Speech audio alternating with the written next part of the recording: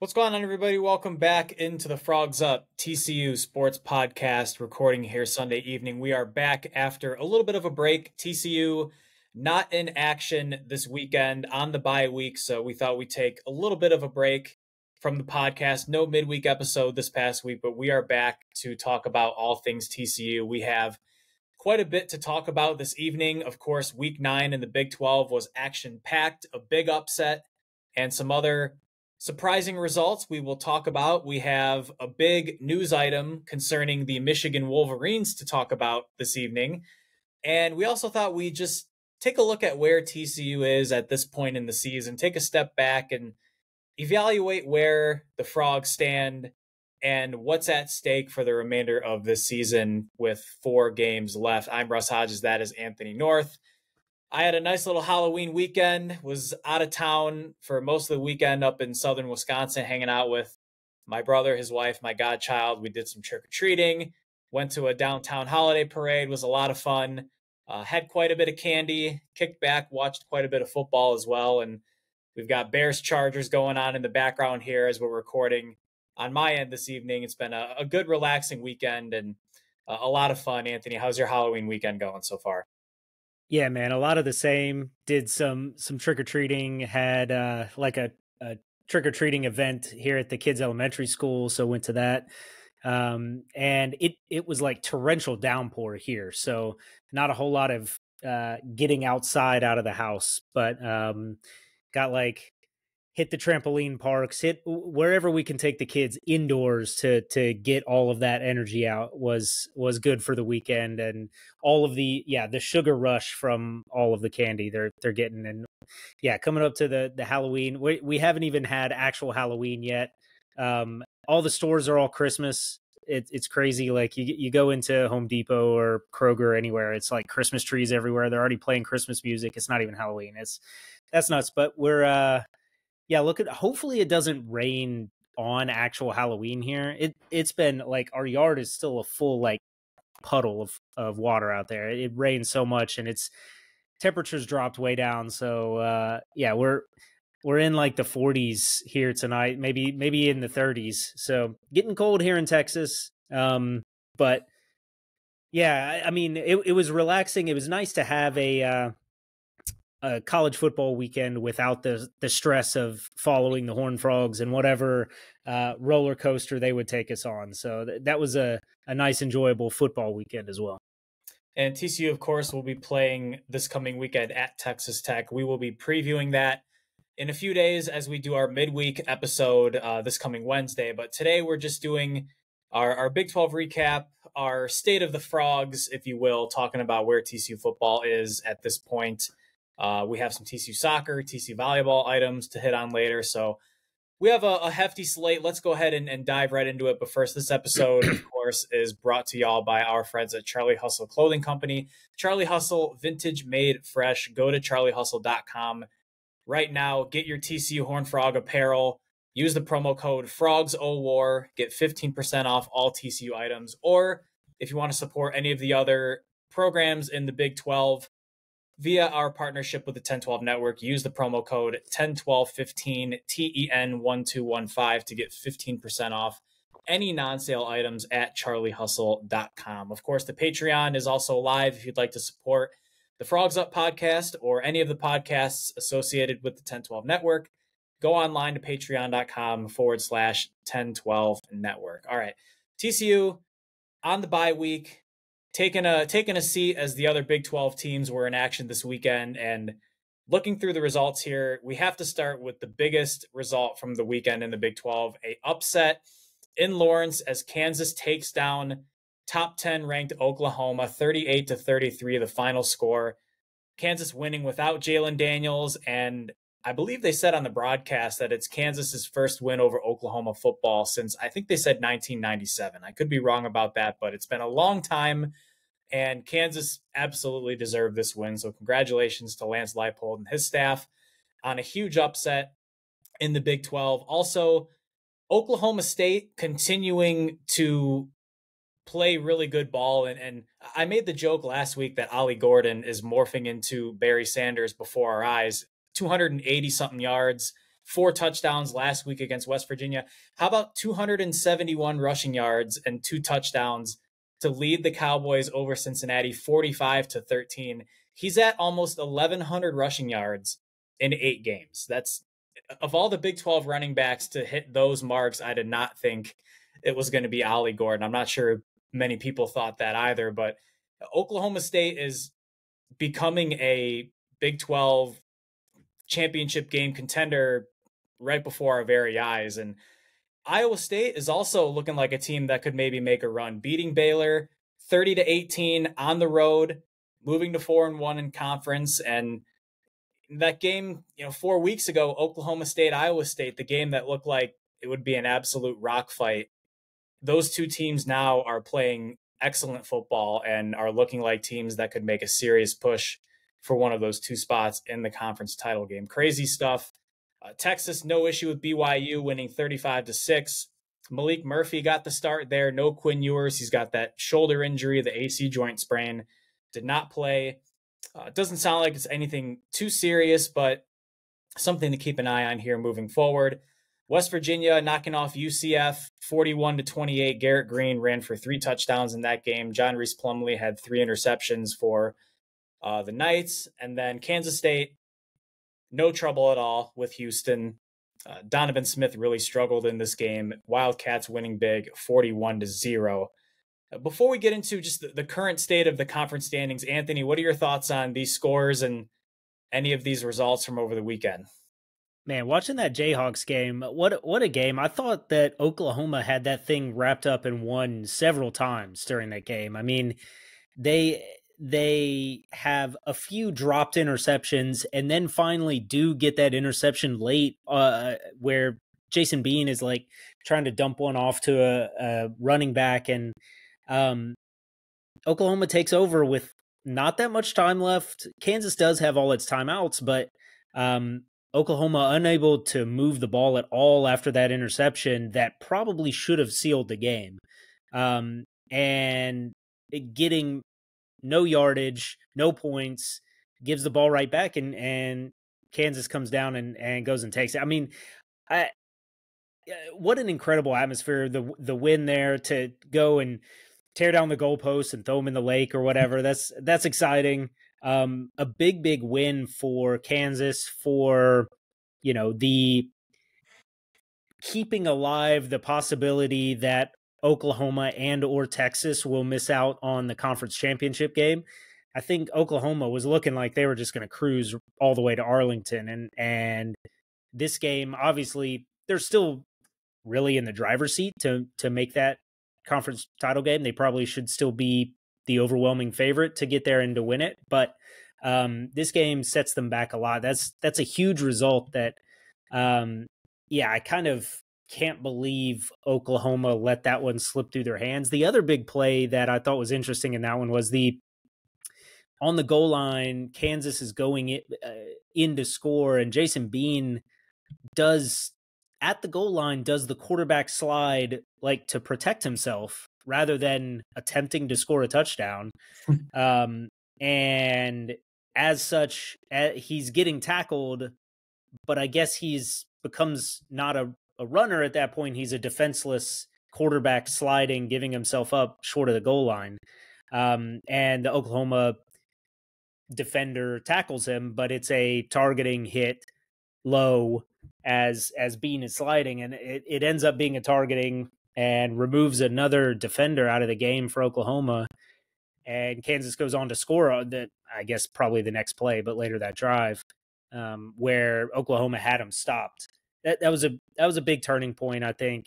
The other was superstar Oklahoma defensive player Danny Stutzman went out with an injury somewhere midway through this game that I don't know if it's going to be, I haven't seen if it's a long-term thing or what, but he's been a monster out there for that defense, and to not have him out on the field for a bunch of this game really hurt them defensively. And if he's going to miss time, really puts them in a tough position down the stretch, because he was kind of the heartbeat of that defense all season so far. So yeah, that's that's definitely the big result of the day.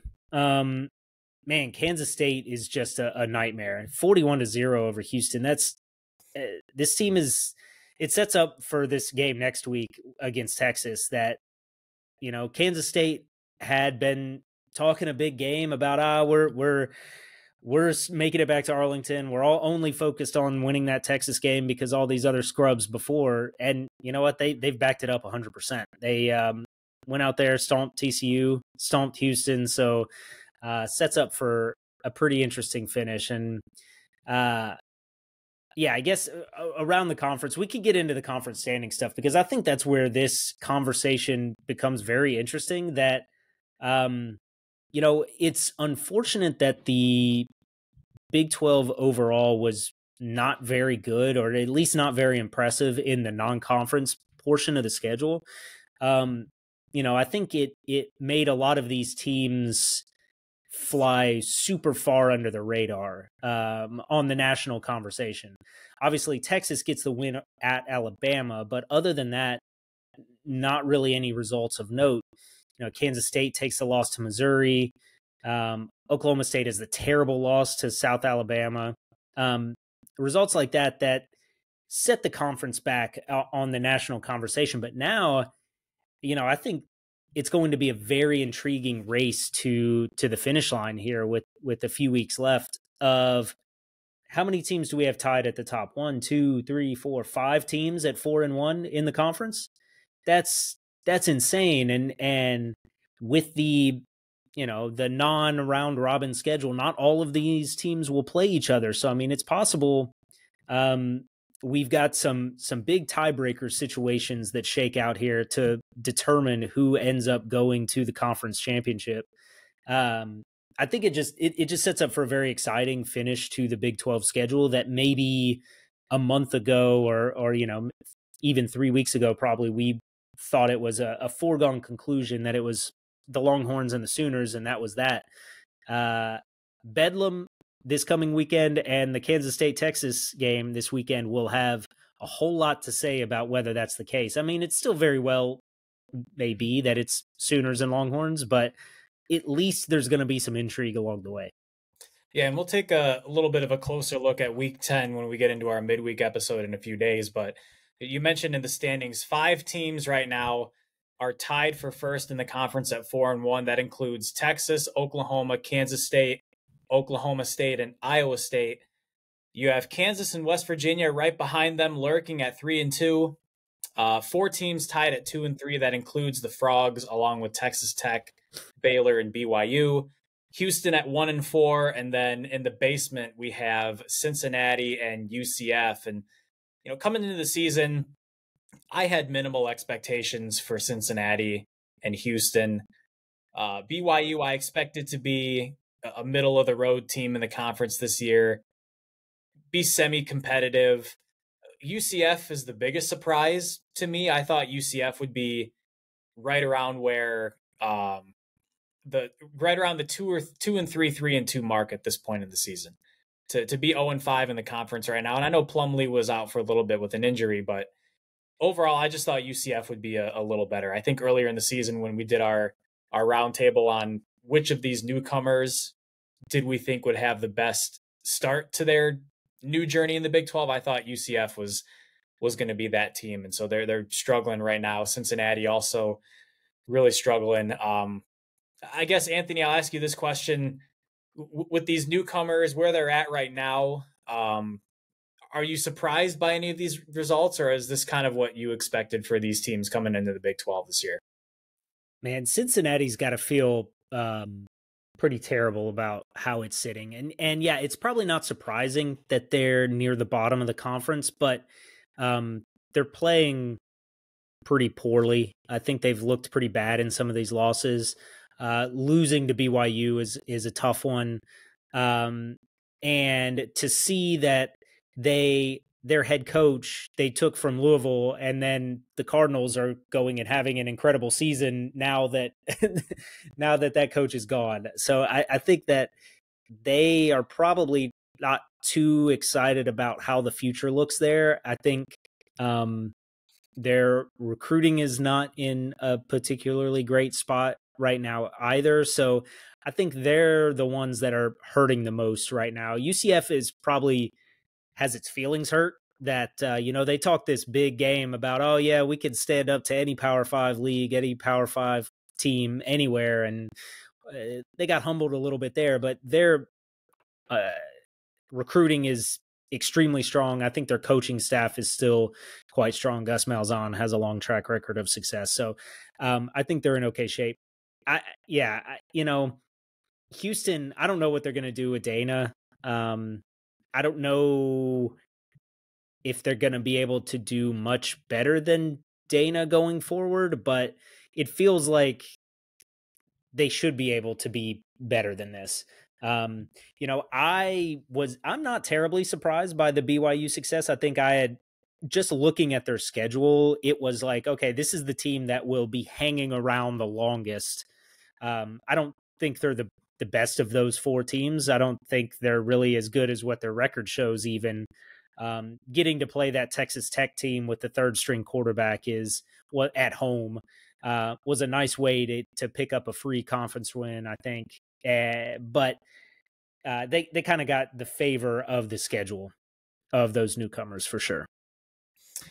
And again, week 10 of the Big 12, going to be some big games this coming weekend. We will have a closer look at that in our midweek episode here in a few days. And if y'all have not been following our website, frogsofwar.com, our staff writer, Austin McGee, has done an awesome job of recapping the Big 12 action this season. So stay tuned. He will have another awesome Big 12 recap coming your way at frogsofwar.com. I think we can use this opportunity to transition into TCU football and where the Frogs are sitting right now at this point in the season. 4-4, 2-3 in the conference, middle of the conference. Obviously, the season has not played out the way we thought it would, but there are still a lot of things this team can play for and strive for. And overall, is there a universe where TCU finishes 8-4?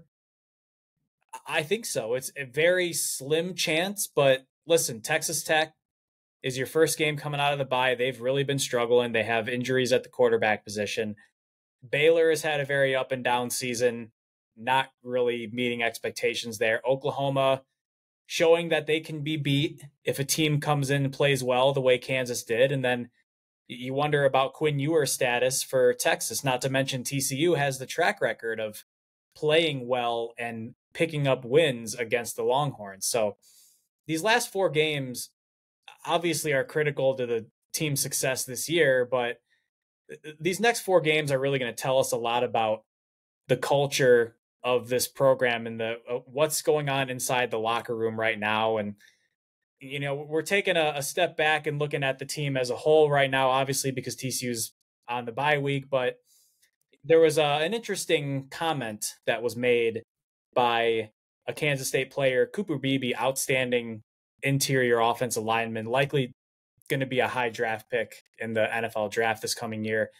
He was interviewed by, I believe, a local TV network in Kansas after the game, and he was commenting about how TCU players were laughing on the field when the team was down by 30 points, and he gave a quote that said something along the lines of, "There's no better feeling than when you make a dude quit."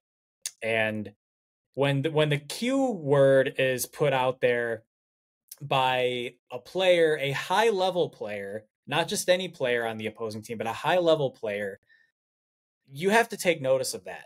And I think when we recapped the Kansas State game, I mentioned that I was having some Georgia flashbacks. I called it Georgia 2.0. And going back several months when we talked about that national championship game, Anthony, I know you didn't go that far, but I went as far as to say I felt like TCU kind of quit at the end of that game. And the vibes were very similar to this Kansas State game, watching TCU play in the second half. And then to have a player make that comment in a post-game interview, it really makes you question where the heart is at with this team right now and what the motivation is going to be over these last four games of the season. So I guess before we get into offense, defense, what's worked well, what hasn't worked well for TCU. Anthony, what are your thoughts on these comments that Cooper Beebe made and just how they tie into the way TCU season has gone and where this team is at right now? Yeah, I think the comments are a little bit of talking trash after winning a big game. I mean, I think they Kansas State players and that team earned the right to talk a little trash about taking down the Horned Frogs, and he was a dominant force, and the running game and the offense was completely outclassed the Horned Frogs all day. So, did TCU football quit? I think, if you watch the game, they didn't do much to take away from that position to make you think otherwise. There was very little that happened in that football game that suggested, I mean, really from the very opening drive, it appeared that TCU had no interest in taking on the Wildcats. So, I mean, I don't think there's the way that TCU will be able to address this is, how do you play going forward? I think even from the all off season, there was a lot of talk like this. After the loss to Colorado, there was a lot of talk of, this is embarrassing. We're not going to stand for this, and we're going to move forward and figure it out. And so far, that's been more talk than action. TCU has gone and won big emotional games, beating BYU, beating SMU. Those are good, important wins to get. But I just, so far it's been a lot of talk. And I don't know if it's the people in the locker room aren't as motivated as they were last season. Losing will breed losing the same way winning breeds winning. And I think there has to be concern of that motivation factor going forward. But what you have to think is, or as TCU fans, you have to hope that the coaching staff and the leaders in that locker room will kind of get everybody with their heads up and motivated to go earn a bowl eligibility, go take these, these are big rivalry games that mean a lot to a lot of people going forward. And maybe the last chance ever for TCU to take on Texas and Oklahoma. These are big, important games that if you can't get up for these games, you probably shouldn't be playing college football. So, I would like to think that they get it fixed and they figure it out, but it is definitely one of the keys to this team going forward is, do they want to be there? Are they going to be, like Sonny Dyke says, the most excited team to play football, and then go out and execute? And, I made the comment just a short while ago that there's a universe where TCU finishes 8-4. There's a universe where TCU finishes 4-8, especially if the Frogs come out with the kind of effort and intensity that they came out with against Kansas State. And we'll take a closer look at the Texas Tech matchup when we do our midweek episode here in a few days. But, for TCU, offensively and defensively, we've hit on some of the themes for the Frogs this year. And offensively, the biggest theme is that this team has failed time and time again to score points on their drives. It hasn't mattered if it's been Chandler Morris at quarterback, if it's been Josh Hoover at quarterback. TCU has moved the ball well over the middle of the field. Imani Bailey has had multiple good games. They pick up first downs. They rack up all these yards, but they're 120. They were, prior to this weekend, 127th in the country in red zone scoring. And we hit on it a little bit after the Kansas State game. How does TCU fix the offensive woes over these last four games? And To me, it boils down to one major point, and it's something that Andrew Coker, the offensive tackle for TCU, hit on after the K-State loss when he said, we're still trying to find our identity on offense. If you're through spring ball, through fall camp, 2/3 of the way through your season, and you still don't know what your identity on offense is, that's a big problem.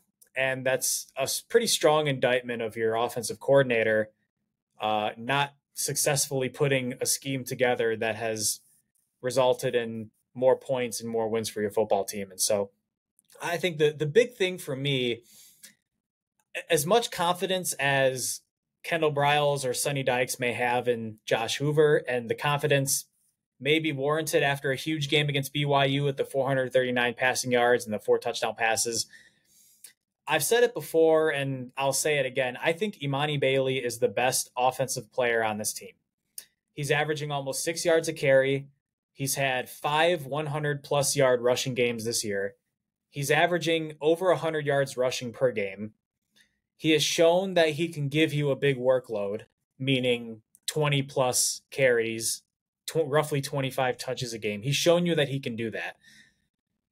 I know TCU runs an air raid offense. I know they have a lot of receivers with a lot of talent, but Imani Bailey, from the start of the season to where TCU is now, has been consistently your best player on offense. You need to feature him moving forward. TCU needs to be a strong running football team for the rest of the season. That's what I really want to see from TCU. Cut down on the turnovers, run the football effectively. And I think that'll also help with some of these issues TCU has had in the red zone, because here's an interesting stat that we haven't talked about, I think, all season. Imani Bailey is on the verge of a 1,000-yard rushing season. He has 2 touchdowns in 8 games. And to put that into perspective, last year when he was the 3rd-string running back behind Imari DiMarcado and Kendre Miller, he had 2 touchdowns with about 3 carries a game. I think he had 29 carries total last year, and he had 2 touchdowns. He's had 5 times the carries, 5 times the workload this year, and he has the same number of touchdowns. Why? Because TCU doesn't run the ball in the red zone. They don't do it. The last drive of the Kansas State game was the perfect embodiment of that. They get inside the 5. They throw that little tight end screen to Curtis for 2 yards. They try a fake jet toss play, go to the other side, no one's open, and then they fail on the slant pass at the end of the game. If you can run the football effectively, particularly in the red zone, that's going to help your red zone scoring percentage. That's going to cut down on your turnovers, which have been a big problem for TCU this year. And it's going to allow your best player, Imani Bailey, to flourish. And he's got to be the guy moving forward. That's my biggest takeaway for this TCU offense. What I really want to see over these last 4 games, they need Imani Bailey to be the featured guy. And I think if they can commit to being a solid running team, and they can commit to running the football very frequently, I think we may see some more success moving forward. And the piece of it that I just don't understand, and I agree 100% with everything you just said. I mean, there's no question that Bailey is the best offensive player, maybe the best player, at least playing the hardest on this team thus far this season, and that the red zone woes are the number one thing killing this offense. But the piece of it that just makes no sense is, how does this team not have any plays that can pick up 1 yard? Mm-hmm. I think so often this season, TCU gets into 3rd and 1 or 4th and 1 or short yardage situations, and it's completely either some sort of funky thing where you've got some wide receiver running backwards on a run play, or it's a dump off pass that is short of the line of scrimmage to a tight end, or it's an incomplete pass down the field, or even when it is give the ball to Imani Bailey in those situations, it doesn't work. So I don't know how that piece of it gets fixed, because yeah, I mean, obviously this offense is moving the ball. You're picking up yards. You have something that works. You have something in that bag of tricks that works generally, but it doesn't work specifically. It doesn't have there is no, I think you always think of all these teams having a in their back pocket, the I need this play to win the game play, whether it's, a 2-point conversion play or something. But, we've seen across the country this season that 2-point conversion plays have been like abysmal. These double passes that teams are running, TCU hasn't gotten really quite that deep into the bag, but it seems like at least TCU's offense doesn't have that play where they can line up and say, I need to get 2 yards and I'm getting 4. It's not in that bag of tricks, or we haven't seen it. And that's tough, because you put yourself in very difficult situations where, yeah, I mean, these third downs where you're not successfully moving the ball towards the goal. Yeah, I mean, TCU has gotten, even in outside the red zone, you get into the 30, 40 where you're kind of at the fringe of field goal range, and you really need to pick up a first down to be able to get in reasonable field goal range, and TCU can't do it. I mean, it cost them the West Virginia game. It probably cost them the Colorado game. So why is it that TCU can't figure that out? And yes, there is probably some sort of failure of identity, failure of ability of this offensive system, of this offensive coaching staff that is causing that. But it's definitely a problem that certainly this deep into the season is just the way the offense works. And the problem is that it doesn't work. It doesn't put points on the board.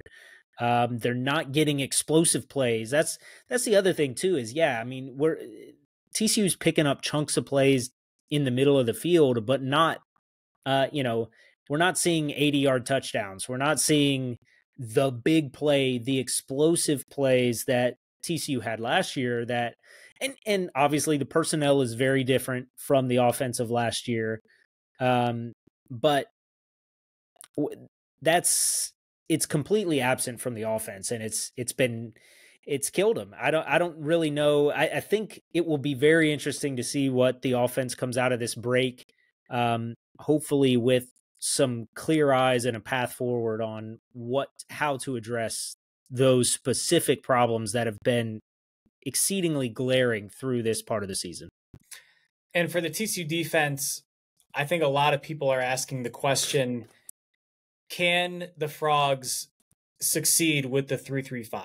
And I don't think the issue is the scheme, because we've seen teams, even teams in the Big 12 like Iowa State, run the 3-3-5 at a very high level. The difference, though, has been that Iowa State has put out some very, very good defensive linemen over the last several years. They've had tremendous size and strength up front over the last few years, and that's allowed that defense to be so successful, because not only have they been good at defending the run, but they've been able to generate pressure with a 3-man front because those defensive linemen have been so good. Guys like Will McDonald and others.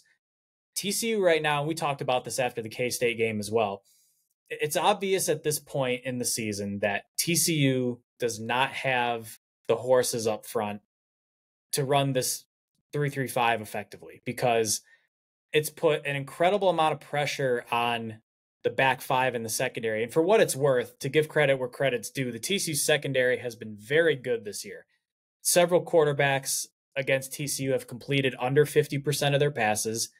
Bud Clark has been a ball hawk throughout the season. Josh Newton, teams don't even throw his way. Avery Helm has had his moments. Nook Bradford has had his moments. Mark Perry's had some strong games as well. But when quarterbacks are getting 5-6 seconds to look down the field because your front can't get any pressure, it's only a matter of time before the defense, specifically the back end, gets worn down. And some of the freshmen coming in that we had high expectations for, guys like Marcus Deal and Avion Carter and Zach Chapman and others, especially Marcus Deal, I thought was somebody that would come in and be able to play right away and make an impact this year. And that just hasn't happened. Outside of Dominic Williams, I don't see any real difference makers on this defensive line. Not Caleb Fox, not Timon Mitchell, not Rick DeBreu. A couple of these freshmen that had moments early in the year, like Paul Oyewale and Michael Ibukano Kayode, they've been really quiet over the last several weeks. And the defensive line, frankly, got exposed in the K-State game with the Wildcats rushing for 343 yards. And again, to give credit where credit's due, K-State is probably the best rushing offense that TCU will face. They do that to everybody. Yeah. But 343 yards on the ground that's just plain bad. I mean, you give up 150 to 200 yards and you're raising your eyebrow a little bit. But the question, moving forward is this defensive line, can you find the guys to put in there and run this effectively? I don't know if you can. I don't know if you can go on the portal and find the guys that can come in and play right away and make a big enough difference. And your young guys are showing right now that they're not ready yet to be big playmakers. So I think there has to be a serious question, unless we see some crazy turnaround over these last 4 games and suddenly these D linemen start popping off, which I don't think is going to happen. TCU may need to strongly consider a coaching change / scheme change, because it's clear that the personnel right now is not good enough to run this scheme. And unless you have a firm belief in these players or a firm belief that you can go out in the portal and add some more size and more talent and more strength up front, I just don't think it's going to happen for this defense to play well enough to beat the good to elite teams in this conference. So that's where I stand on the TCU defense right now. Anthony, what are your thoughts on where this defense stands and just what you see for the future of this group?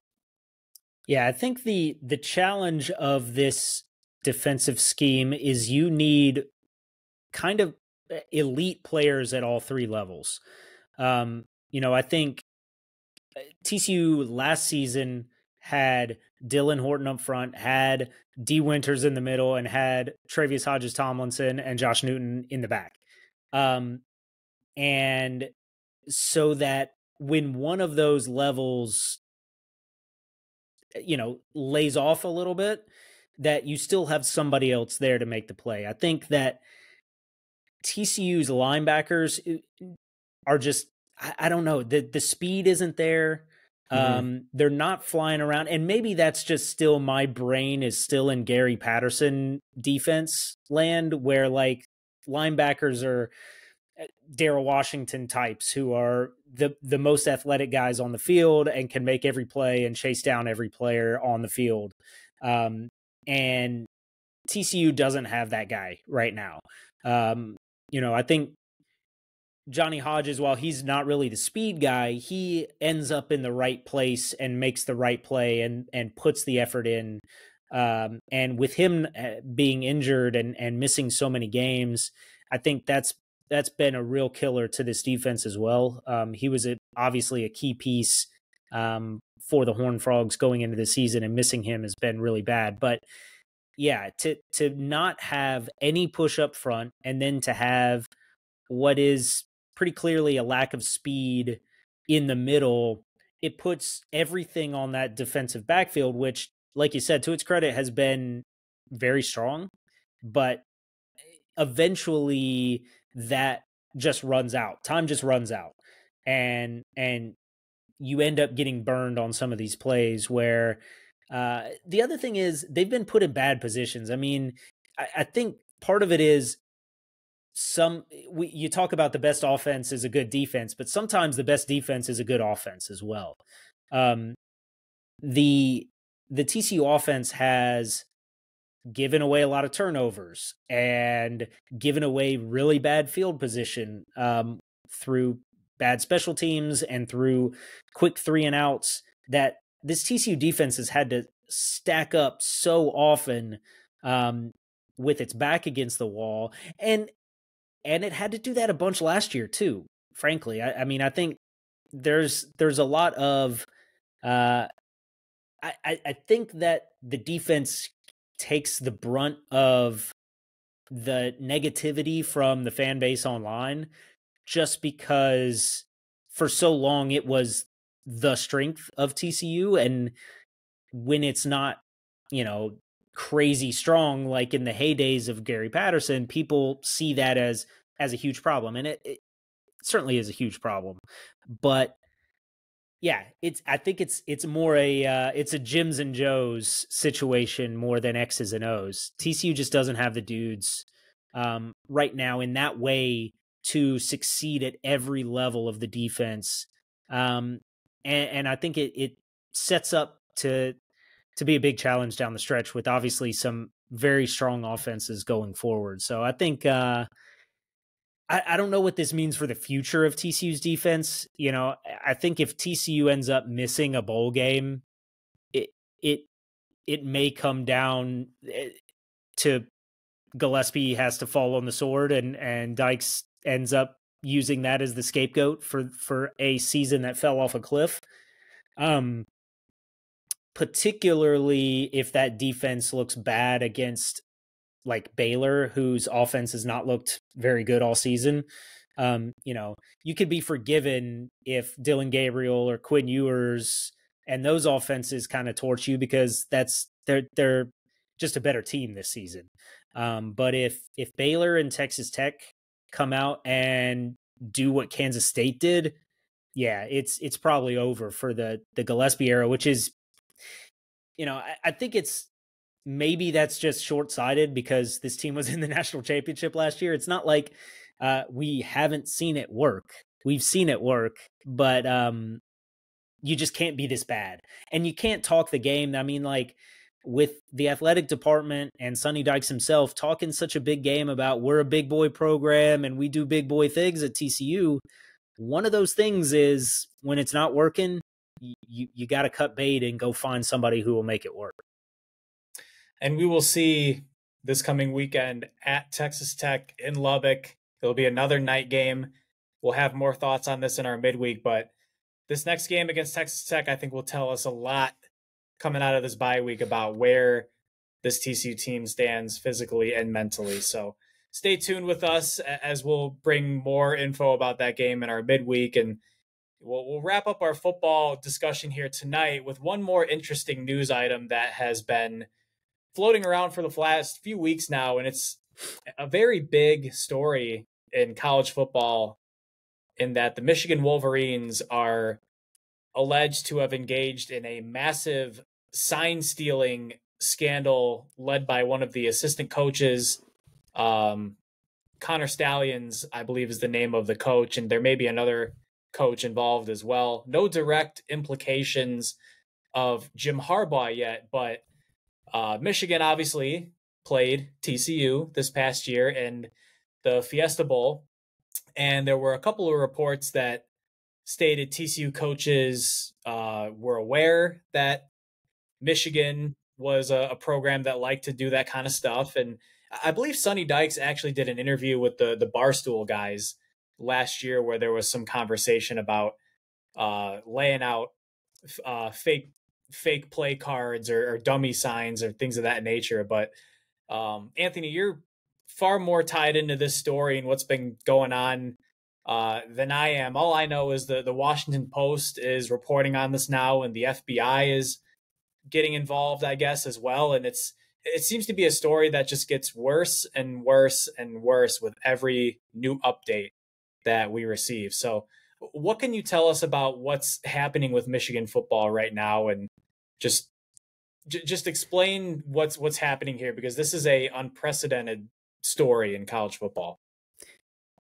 Yeah, it definitely, anytime something new comes out, every day it feels like there's something about this story that gets worse for Michigan. It's been a fun thing to follow, and it's been fun to have TCU kind of tied into it. But yeah, I mean, I think the initial thought on this was, oh yeah, I mean, everybody is aware of opponent signals and can try to ascertain what those signals mean and try to gain a competitive advantage out of that.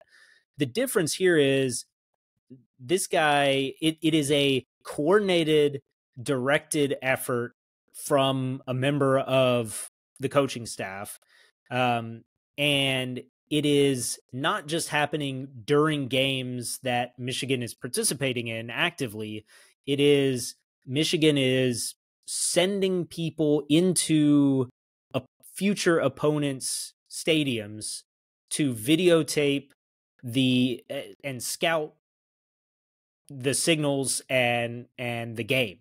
So it's not just being aware that it's a pass or a run or that it's going right or left. It is you can determine what the play call is from this. This is not information you can get from the TV copy in it's sufficient enough to be valuable. It's not information you can get from all 22 coaches tape in sufficient enough detail to be valuable. This is cheating.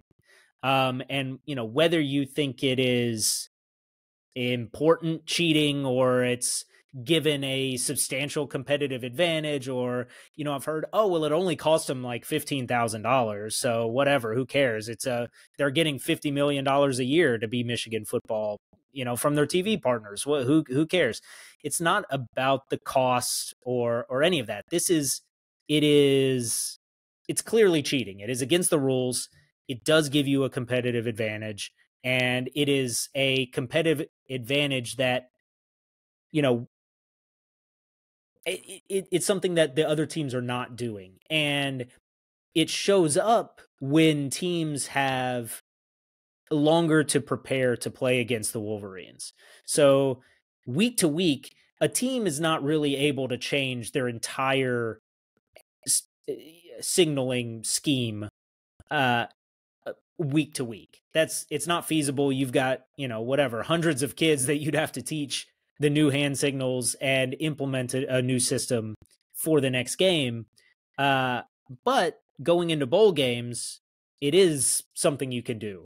It is clearly something that TCU took advantage of, knowing that Michigan was going to do this cheating, was going to have every bit of information about TCU's own hand signals.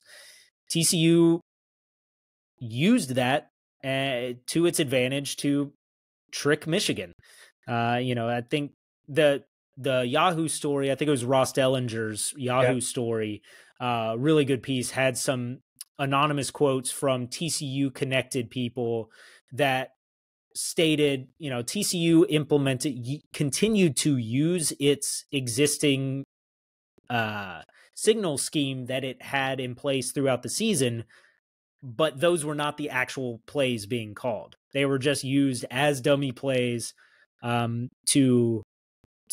befuddle. And you see the pictures and the videos on the sideline of Stallion standing next to Jim Harbaugh. But of course, Jim Harbaugh's never heard of this guy and has no idea that he must just be really, really good at his job. And next to the offensive coordinator and the defensive coordinator, and you see the video of them signaling to the players on the field. They are watching what's happening on the other side of the field and then signaling to the players on the field. You know, again, anybody can determine whether you care about cheating or not, but this is obviously cheating.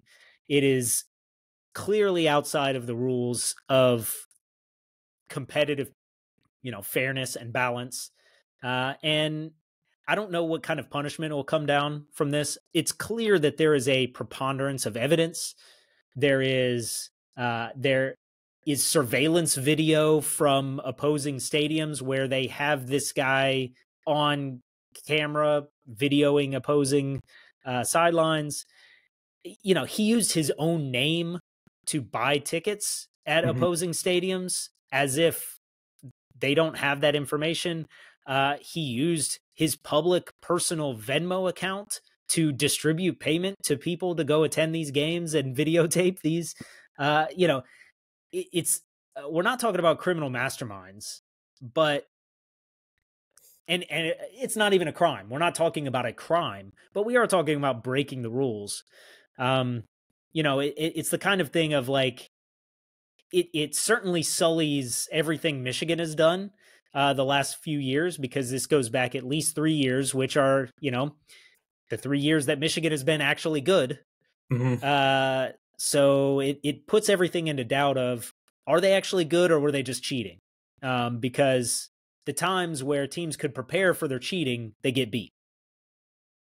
Yeah, and like I said, this is an unprecedented story. I don't think we've seen anything in college football like this. And I did see the report that Michigan supposedly had a contract extension ready for Jim Harbaugh that would make him one of the highest paid coaches in all of college football.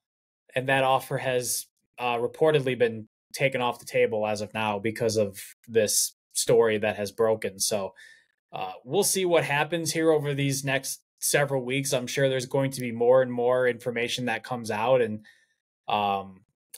private firms are getting involved, and I'm sure there will be more than one whistleblower coming forward here at some point to relay some more information. I don't know what kind of punishment would be levied here. Should all of this be true? I mean, a lot of these are allegations at this point, but if Michigan should be found guilty of what's being alleged in these reports, it's going to be very, very bad for the Michigan football program. I think we're talking about serious financial penalties. We're talking about potential vacation of wins.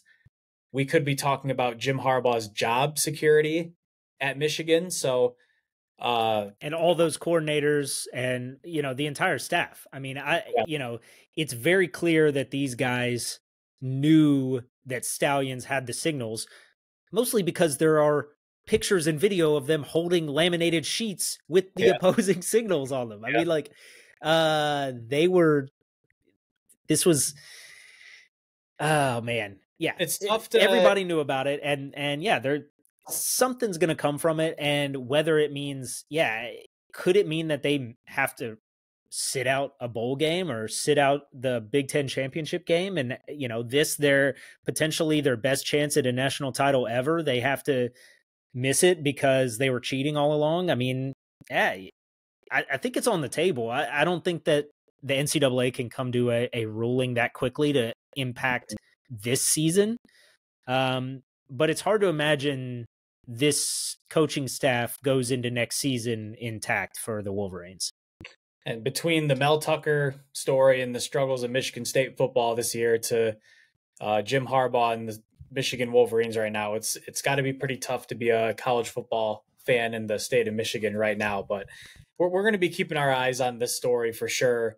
And we're eager to learn more about what's going to come here in the near future and how it could potentially impact this Michigan program that should be, in a position right now to potentially clinch a spot in the college football playoff again this year, given that their schedule has been, an absolute cupcake schedule. So we're going to keep our eyes on this story, and anything relevant that may or may not involve TCU's connection, we'll continue to share that as well. And I think with that, we'll go ahead and wrap up our football talk for the evening. We do have a couple other TCU sports items we do want to hit on. TCU Soccer, most notably playing on the road at Texas last Monday, final match of the regular season.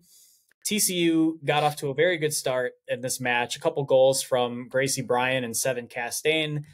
TCU had a 2-1 lead in this game, and unfortunately, really struggled in the second half, gave up a few goals to Texas, and the Longhorns ultimately won this match 4-2. So TCU finished the regular season with a 10-5-3 overall record and a 6-2-2 record in the Big 12, securing a number 3 seed for the conference tournament, which kicks off tomorrow.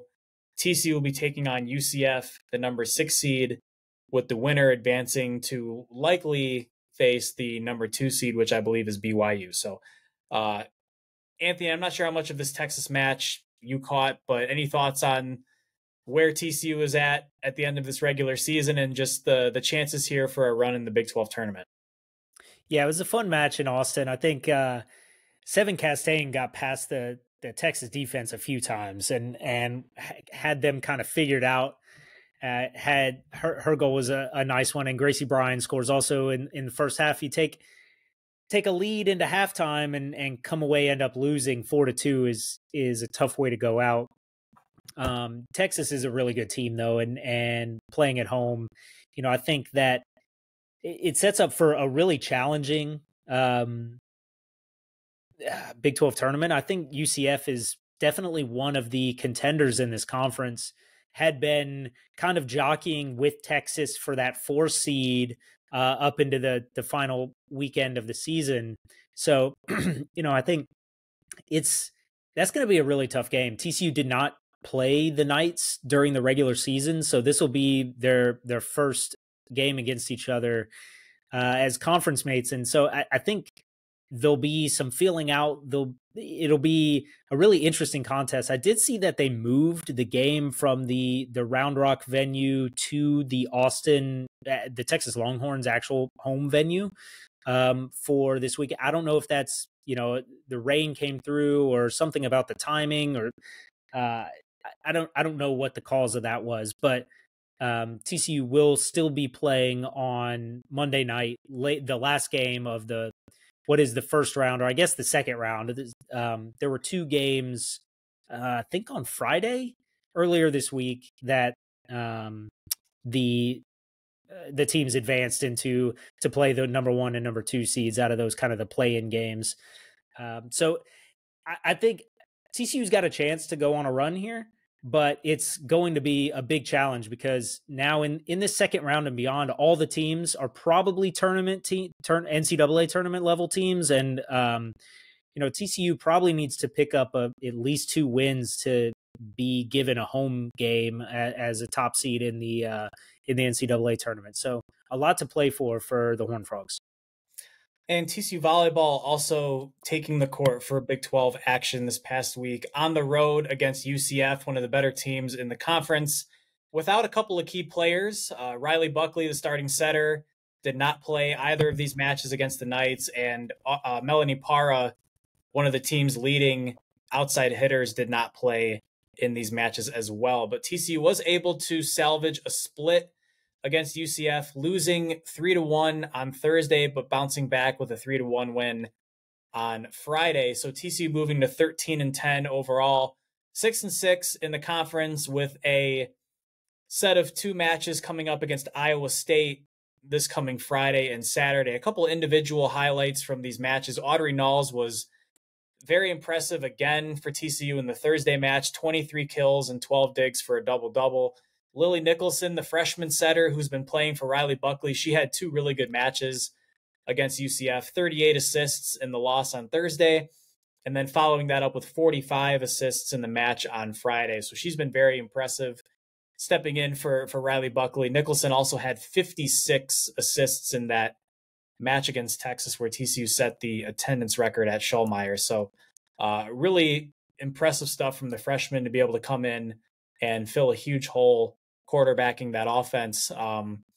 Friday, Jalen Gibson had a huge match for TCU, 23 kills to lead the attack on the outside, and then Cecily Bramschreiber, the libero, with 22 digs to anchor the defense. So 2 important series coming up for TCU: Iowa State later this week, and then I believe Baylor the week after that. And 13-10 overall, got to start racking up some wins here. So hopefully the injured girls, Melanie Parr, Riley Buckley, be back soon, and TCU can start gaining some steam here over the second half of the conference schedule. I think with that, we will go ahead and wrap up the podcast for this evening. Anthony, any final thoughts here before we sign off? Nope. No, I think we covered it. Looking forward to talking about the Texas Tech game and basketball season coming up. So the men's and women's team both start action in Schulmeyer on November 6th. So looking forward later this week to chatting about that. And we appreciate all of you listening in on the Frogs Up TCU Sports podcast. And we appreciate all of our readers and all of our supporters of our work online at frogsaward.com. Be sure to check out our website and also follow us on Twitter and Facebook at Frogs Award. We have content coming out on a day-to-day basis. We have a great staff bringing you all of the latest and greatest in TCU sports. We will be back in a few days for our midweek episode where we will again preview the Texas Tech football game. We will preview week 10 of the Big 12 football schedule. And we will also recap TCU Soccer's opening round match against UCF and possibly some other items relating to the TCU Horned Frogs, who, yes, as Anthony said, will be tipping off basketball season here very shortly. Next Monday, both the men and the women are going to be at home. So exciting things to come for TCU. It's going to be a very busy month of November for the Frogs and a very busy month of November for all of us here at Frogs of War and on the Frogs Up podcast. So with that, I am Russ Hodges. That is Anthony North. We will sign off for the evening with a Frogs Up. Frogs Up.